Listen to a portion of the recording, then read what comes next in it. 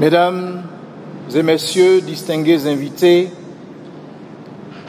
chers bien-aimés, frères et sœurs en Christ, que la grâce et la paix vous soient données de la part de Dieu notre Père et du Seigneur Jésus-Christ. Amen. En ce jour solennel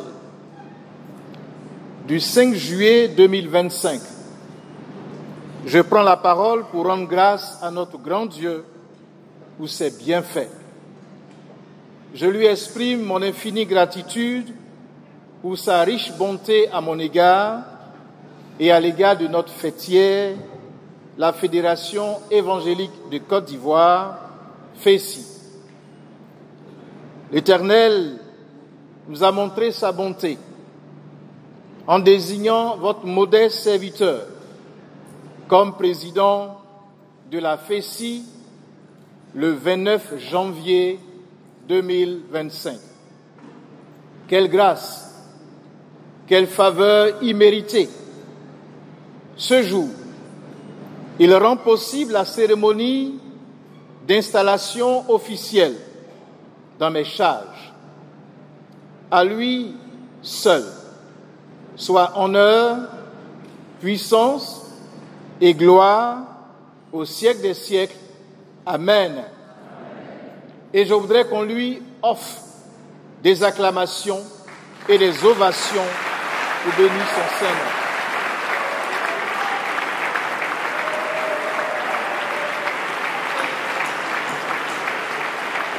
Merci beaucoup. Veuillez bien vous asseoir. C'est aussi le lieu de remercier chacun de vous pour votre soutien et votre présence à mes côtés. Mes remerciements particuliers à mon illustre prédécesseur, le révérend Dr Boignon Apollinaire ici présent. Je lui demande de bien vouloir se tenir debout et que l'Assemblée le salue.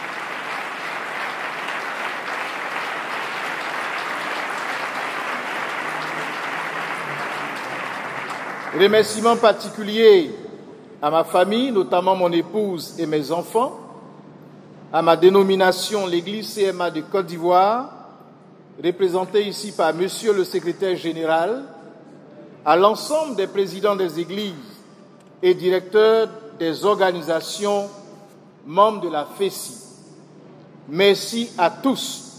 Que le Seigneur vous bénisse richement à tous égards et je voudrais que vous vous félicitez vous-même par des acclamations.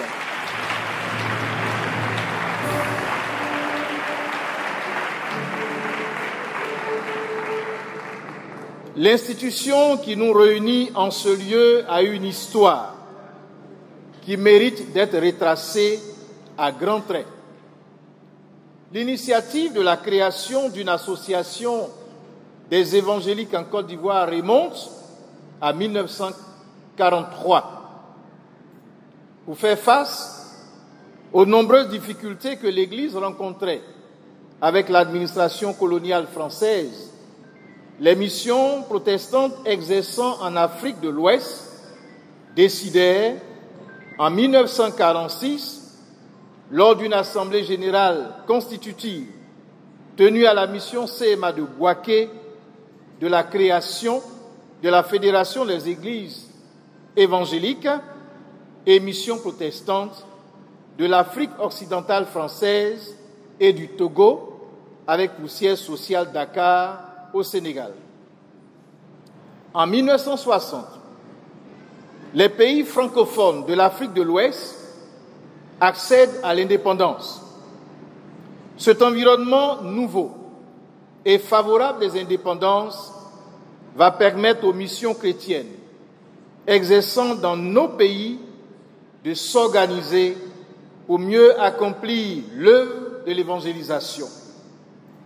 Nos pères décidaient alors de mettre en place des organisations fédérales nationales en remplacement de la structure sous-régionale. Ainsi, les 21 et 22 novembre 1960 est née la Fédération évangélique de Côte d'Ivoire, FECI, lors d'une assemblée générale constitutive à la mission CMA à Bouaké. Je voudrais ici que l'on salue la mémoire de nos pères qui ont fondé en 1960 la FECI par des acclamations.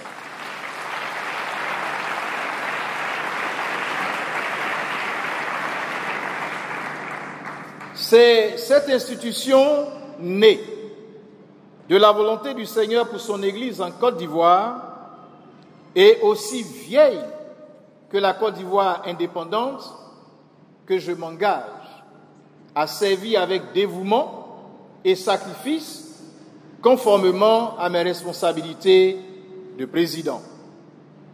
Je m'engage à promouvoir la vision de la fédération, une Église unie pour le règne de Dieu, et à travailler à l'atteinte des objectifs de sa création, à savoir contribuer à la propagation de l'évangile de Jésus-Christ en Côte d'Ivoire, en union avec ses membres, créer une synergie entre ses membres, encourager ses membres aux activités de développement communautaire, représenter ses membres auprès des autorités compétentes et des institutions en cas de besoin, défendre les valeurs chrétiennes et les intérêts de ses membres, contribuer à la cohésion sociale et à la paix sociale dans le pays.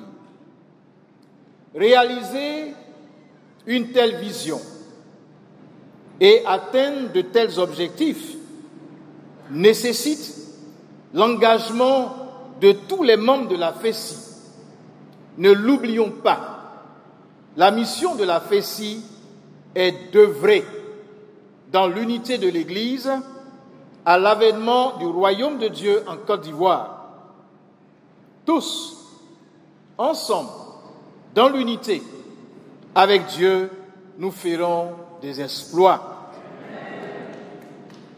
L'actualité sociopolitique de notre pays exige que je m'attarde un peu sur le dernier objectif cité de la FECI, contribuer à la cohésion et à la paix sociale dans le pays.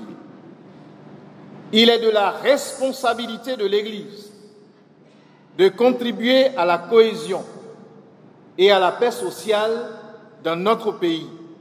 C'est sa mission prophétique. Elle ne saurait s'en dérober.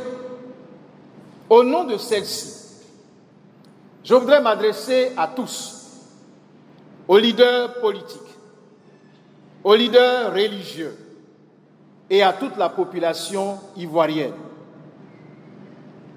Dans cette période préélectorale, je voudrais indiquer à tous que la démocratie est un jeu.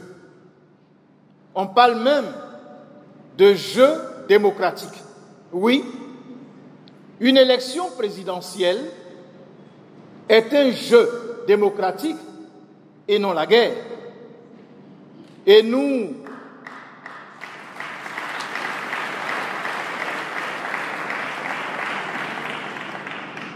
en Côte d'Ivoire, qui sommes champions d'Afrique des Nations de football, pour avoir remporté la CAN en 2023 et qui voulons la conserver en 2025, quand on parle de jeu, nous en savons quelque chose. Nous avons organisé la meilleure Coupe d'Afrique des Nations en 2023 et nous l'avons remportée. Organisons la meilleure élection présidentielle en Afrique.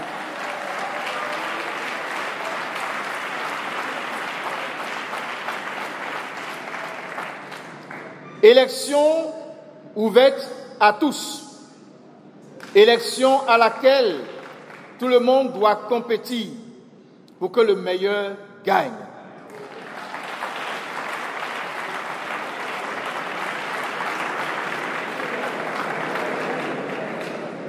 Élection où on n'élimine personne avant la compétition.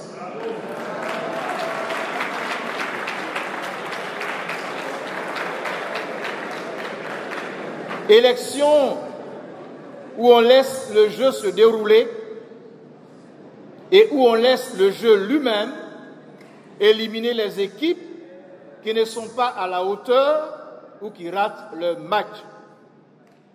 Élection avec des arbitres professionnels et neutres.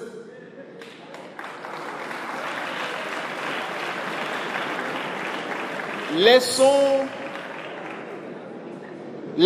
le jeu démocratique se dérouler dans la paix et dans une ambiance festive comme à la CAN 2023 où nous avons senti le cœur des Ivoiriens battre à l'unisson, tous fiers d'appartenir à une même nation, d'être éprouvés ensemble, de se serrer les coudes et de gagner ensemble. Les Ivoiriens veulent être dans une ambiance électorale festive et non dans une fièvre électorale.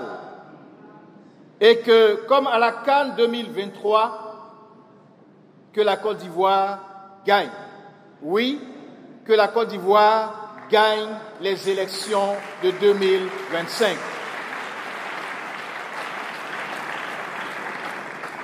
C'est pourquoi je supplie tous les partis politiques, tous les leaders politiques, à quelque niveau que ce soit, de mettre un terme au discours guerrier et d'y renoncer définitivement.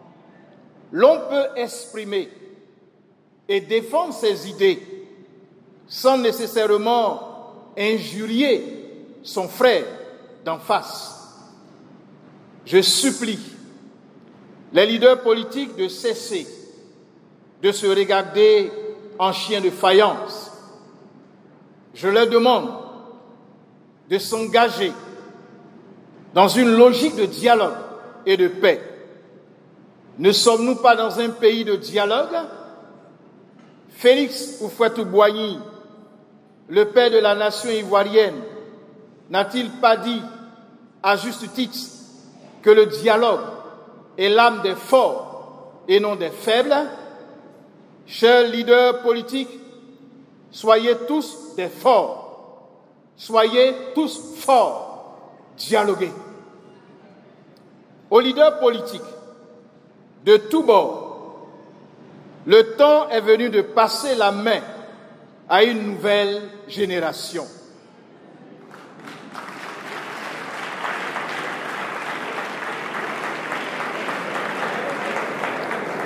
En le disant,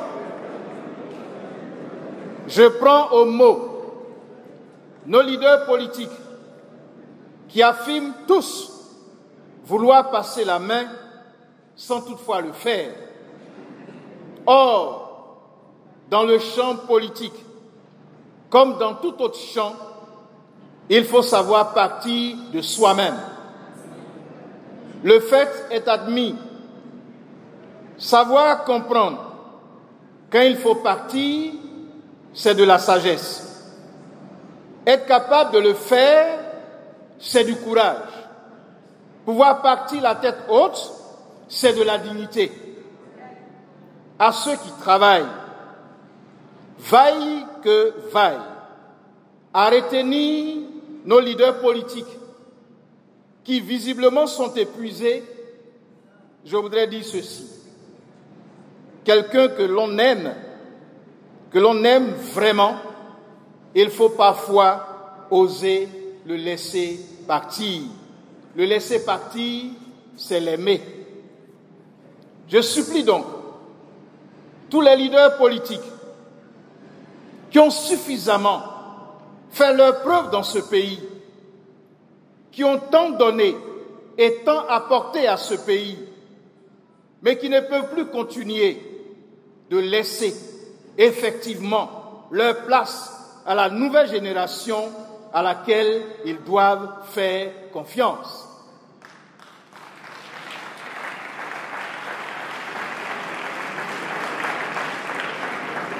qu'ils restent des entraîneurs, des coachs, des membres influents du staff technique de leur équipe dans ce jeu démocratique. C'est la meilleure façon de partir. La Côte d'Ivoire leur sera reconnaissante. Les Ivoiriens leur seront reconnaissants parce qu'ils auront au fond fait gagner la Côte d'Ivoire lors des élections de 2025. Et cette victoire sera le fruit de leur sagesse, de leur courage et de leur dignité. L'histoire retiendra, la postérité les remerciera. Je demande aussi à la population ivoirienne de toute confession religieuse, de tout bord politique, de rester mobilisés, de rester à l'écoute pour la paix, l'unité et le développement de notre cher et beau pays, la Côte d'Ivoire. C'est le seul mot d'ordre qui vaut la peine d'être lancé et que je lance à tous les jeunes de la Côte d'Ivoire. Restez mobilisés et à l'écoute pour la paix, l'unité et le développement de notre cher et beau pays, la Côte d'Ivoire. Je demande à toutes les communautés religieuses, plus que jamais, de prier pour la paix et les élections apaisées en Côte d'Ivoire. La paix n'étant pas un vain mot, mais un comportement, je vous demande à tous de poser des actes de paix. Vive la Fédération évangélique de Côte d'Ivoire, FECI. Vive la Côte d'Ivoire. À Dieu soit toute la gloire. Je vous remercie pour votre aimable attention.